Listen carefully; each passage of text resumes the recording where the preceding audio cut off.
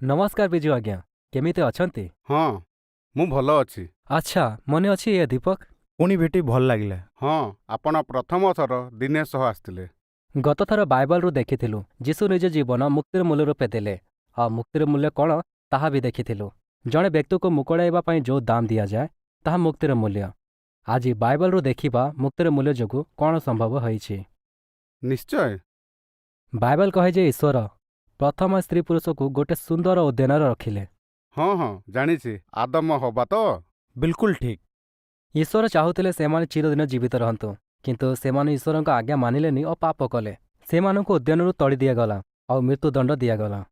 ତେବେଠୁ ସେମାନଙ୍କ ସବୁ ସନ୍ତାନମାନଙ୍କୁ, ଯେଉଁଥିରେ ଆପଣ ଓ ମୁଁ ବି ସାମିଲ, ଉତ୍ତରାଧିକାରୀ ରୂପେ ପାପ ମିଳିଛି। ତେଣୁ ଆମେ ସମସ୍ତେ ବୁଢ଼ାବୁଢ଼ୀ ହେଇ ମରିଯାଉଁ। ଆଦମ ଯାହା କଲା ତା ଯୋଗୁଁ ପୁରା ମାନବ ଜାତି ଚିରଦିନ ବଞ୍ଚିବାର ସୁଯୋଗ ହରାଇଲା। କିନ୍ତୁ ଈଶ୍ୱରଙ୍କ ଦାନ ମୁକ୍ତିର ମୂଲ୍ୟ ଯୋଗୁଁ କ'ଣ ସମ୍ଭବ ହେଲା? ଆସନ୍ତୁ ରୋମିଓ 6:23 ପଢ଼ିବା। ଦୀପକ, ପଢ଼ିବେ କି? ହଁ, କାରଣ ପାପର ବେତନ ମୃତ୍ୟୁ, କିନ୍ତୁ ଈଶ୍ୱରଙ୍କ ଅନୁଗ୍ରହ ଦାନ ଆମ୍ଭମାନଙ୍କ ପ୍ରଭୁ ଖ୍ରୀଷ୍ଟ ଯୀଶୁଙ୍କ ସହଭାଗିତାରେ ଅନନ୍ତ ଜୀବନ ଅଟେ। ଧନ୍ୟବାଦ। ଧ୍ୟାନ ଦେଲେ ଈଶ୍ୱରଙ୍କ ଅନୁଗ୍ରହ ଦାନ କ'ଣ? ଯୀଶୁଙ୍କ ସହଭାଗିତାରେ ଅନନ୍ତ ଜୀବନ। ହଁ, ମୁକ୍ତିର ମୂଲ୍ୟ ଯୋଗୁଁ ମଣିଷ ପାଇଁ ସୁନ୍ଦର ପୃଥିବୀରେ ଚିରଦିନ ଜୀବିତ ରହିବା ସମ୍ଭବ ହେଲା, ଯାହା ଆରମ୍ଭରୁ ଈଶ୍ୱରଙ୍କ ଉଦ୍ଦେଶ୍ୟ ଥିଲା। ମୁଁ ଅନ୍ୟ ଖ୍ରୀଷ୍ଟିଆନମାନଙ୍କୁ ଏପରି କହିବା କେବେ ଶୁଣିନଥିଲି।